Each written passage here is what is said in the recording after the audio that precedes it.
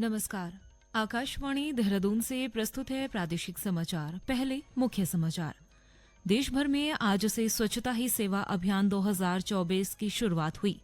मुख्यमंत्री पुष्कर सिंह धामी ने देहरादून में स्वच्छता ही सेवा 2024 कार्यक्रम का शुभारंभ किया। प्रदेशवासियों से स्वच्छता को दिनचर्या में शामिल करने का आह्वान किया। केंद्र सरकार के तीसरे कार्यकाल के 100 दिन पूरे। गृह मंत्री अमित शाह ने कहा, सरकार के महत्वपूर्ण फैसलों से आम लोगों के जीवन में सकारात्मक बदलाव आए। और प्रदेश के विभिन्न जिलों में अवरुद्ध सड़क मार्गों को जल्द सुचारू करने के निर्देश दिए।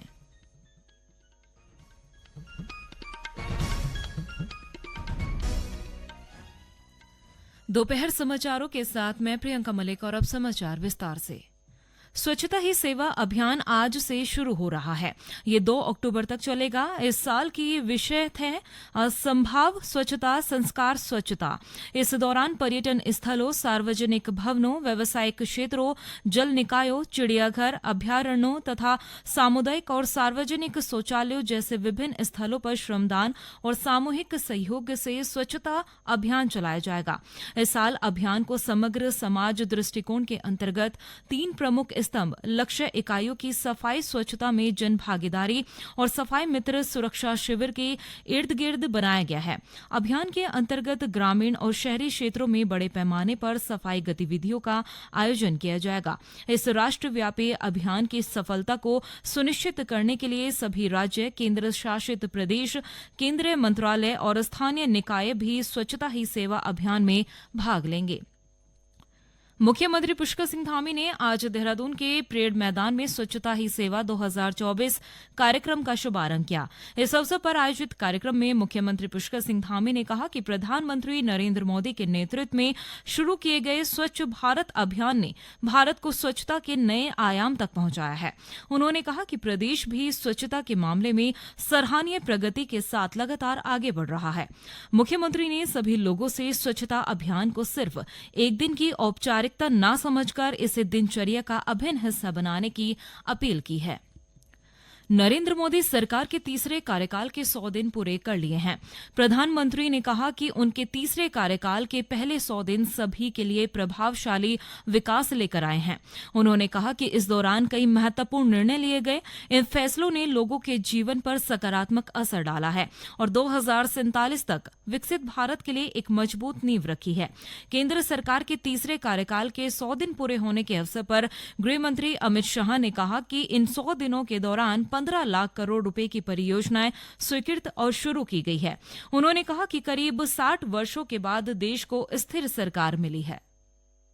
लगातार 10 साल भारत के विकास को समर्पित, भारत की सुरक्षा को समर्पित और भारत के गरीबों के कल्याण को समर्पित सरकार चलाने के बाद इस आम चुनाव में तीसरी बार भारतीय जनता पार्टी को और हमारे साथी दलों को सरकार बनाने का एक जनादेश जनता ने दिया। इसके परिणाम स्वरूप 60 साल के बाद पहली बार कोई एक नेता तीसरी बार अपनी घोषणा के साथ देश का प्रधानमंत्री बनकर देश का नेतृत्व कर रहा है। 60 साल के बाद पहली बार देश में राजनीतिक स्थिरता का माहौल आया है और नीतियों के सातत्य को भी हमने अनुभव किया है और नीतियों की दिशा, नीतियों की गति और नीतियों को क्रियान्वयन करने की सटीकता, ये तीनों 10 साल तक बरकरार रखकर 11वें साल में प्रवेश करना मैं मानता हूं बहुत कठिन है। इस 10 साल में देश की बाहरी सुरक्षा, देश की आंतरिक सुरक्षा और देश की रक्षा प्रणाली, इसको मजबूत कर एक सुरक्षित भारत बनाने में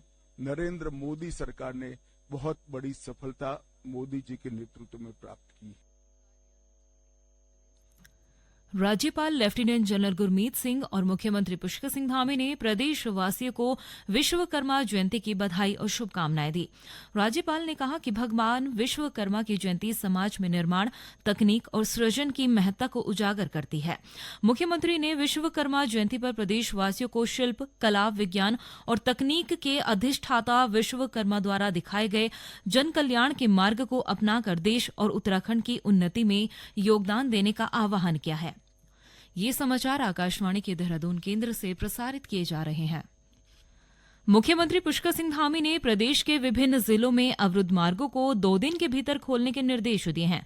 साथ ही जो मार्ग 2 दिन में नहीं खोले जा सकते हैं उनकी रिपोर्ट आपदा प्रबंधन एवं पुनर्वास सचिव को उपलब्ध कराने की बात कही है।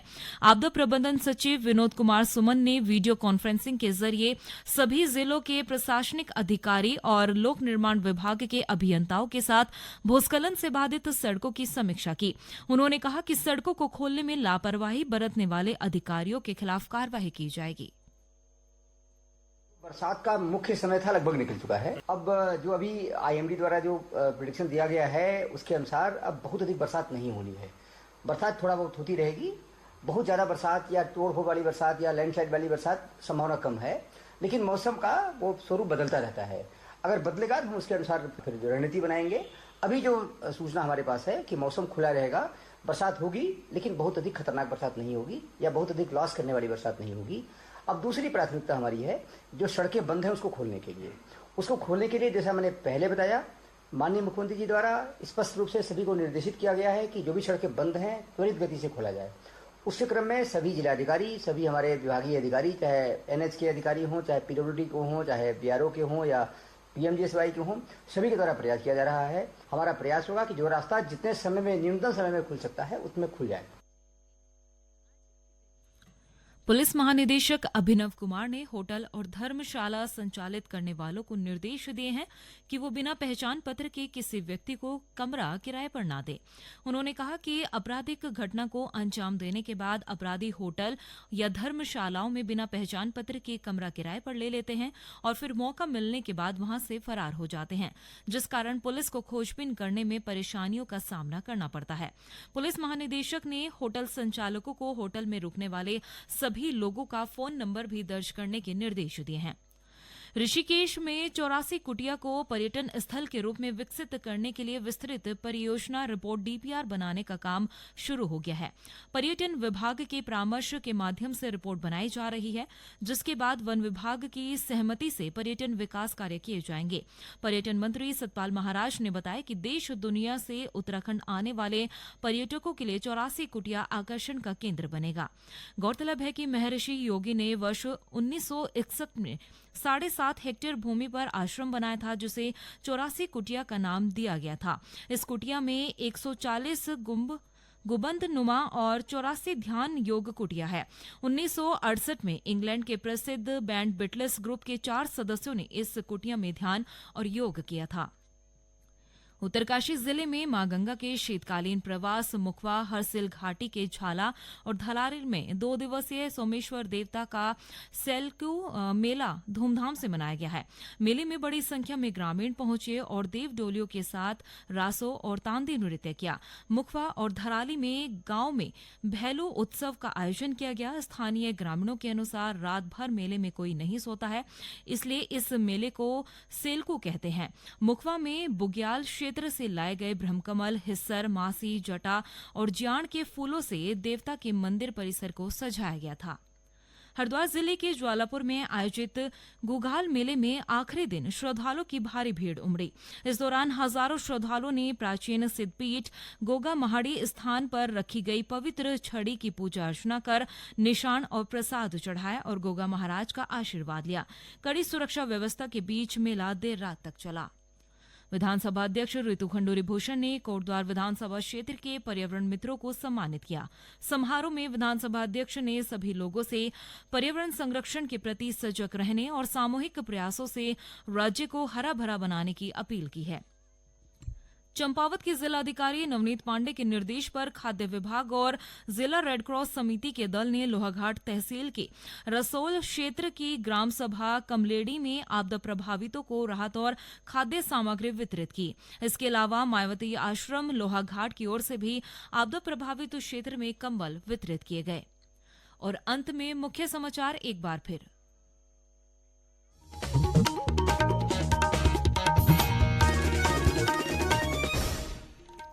देश भर में आज से स्वच्छता ही सेवा अभियान 2024 की शुरुआत की गई। मुख्यमंत्री पुष्कर सिंह धामी ने देहरादून में स्वच्छता ही सेवा 2024 कार्यक्रम का शुभारंभ किया। प्रदेशवासियों से स्वच्छता को दिनचर्या में शामिल करने का आह्वान किया। केंद्र सरकार के तीसरे कार्यकाल के 100 दिन पूरे, गृह मंत्री अमित शाह ने कहा सरकार के महत्वपूर्ण निर्णयों से आम लोगों के जीवन में सकारात्मक बदलाव लाए और प्रदेश के विभिन्न जिलों में अवरुद्ध सड़क मार्गों को जल्द सुचारू करने के निर्देश दिए। इसके साथ ही प्रादेशिक समाचार का बुलेटिन समाप्त हुआ। नमस्कार।